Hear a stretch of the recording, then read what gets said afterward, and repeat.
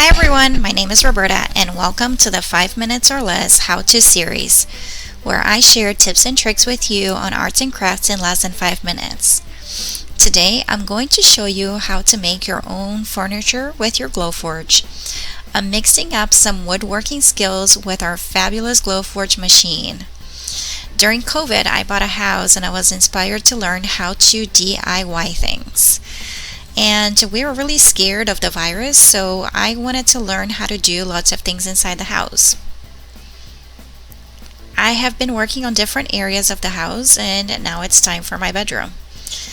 Last year, I removed the popcorn ceilings, switched the fan, and more recently decided to paint the walls gray.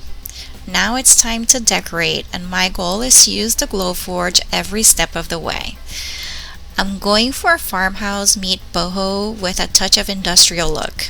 I hope you join me on this adventure. If you're thinking about buying a Glowforge, please feel free to use a $500 coupon that I added to the video description below.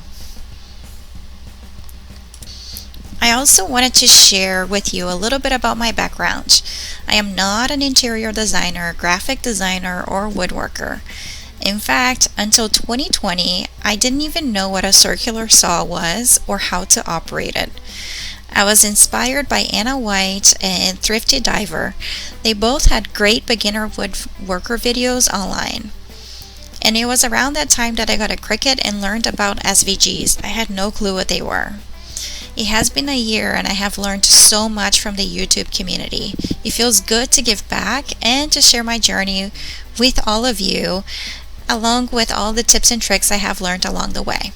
Are you ready? Alright, here are the materials that I used in the making of this video. I have no conflicts of interest. I have purchased all the materials that I used below. To start, you want to find your design. I found these beautiful tile-like designs on design bundles, and then I drew what I wanted my headboard to look like. I took my drawing on a piece of paper and I did a very basic design in Silhouette Studio and added the dimensions. That way I could really visualize it. I have a queen-size Tempur-Pedic bed and these measurements worked out great. Because of my layout, I joined two tiles next to one another using Silhouette Studio, and then I added a slit between the two tiles just to add a little bit of flair and decor. I threw them into my Glowforge, and after printing these, I noticed that some cuts did not go through all the way. In fact, I didn't pin down the wood, and this happens sometimes, especially when you're cutting for quite some time. But it's really not a problem. I sanded the back of the cuts until the laser cuts came through, and then I essentially popped the pieces, and voila, all my pieces were perfect. I then sanded the front before priming it. The sanding really helps create a nice smooth look after priming and painting. And because this is a furniture piece, I primed, sanded, primed, painted, sanded, then painted again and added a top coat. The look is really nice and smooth that way.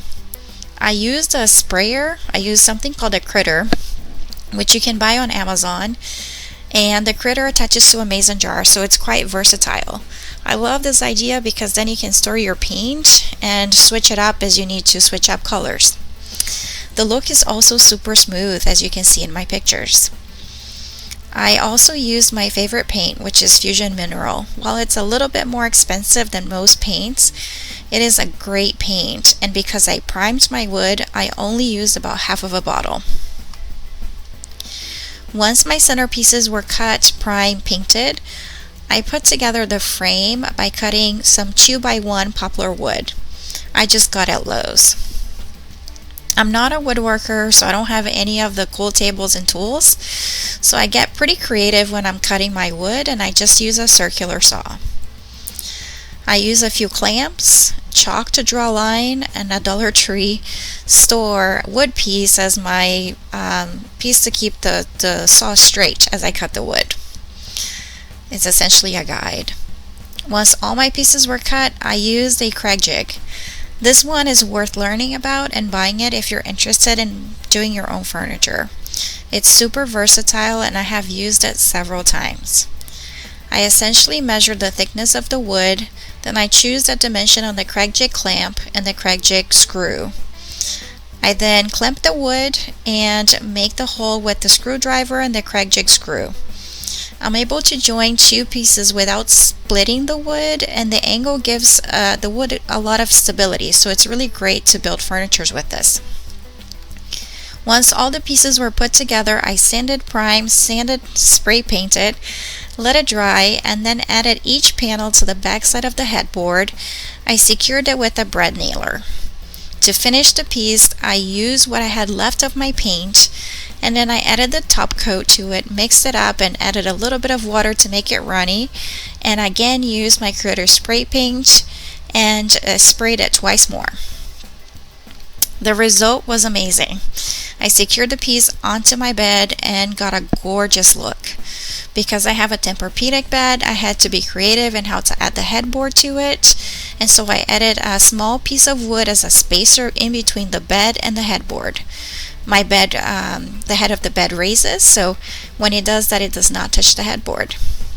I'm totally in love with this piece, and it adds so much character to my bed and future bedroom. It's exactly what I had in mind. I hope you enjoyed this video, and if you did, please don't forget to subscribe to my channel and hit that like button. This lets me know you enjoy tips and tricks that I share with you.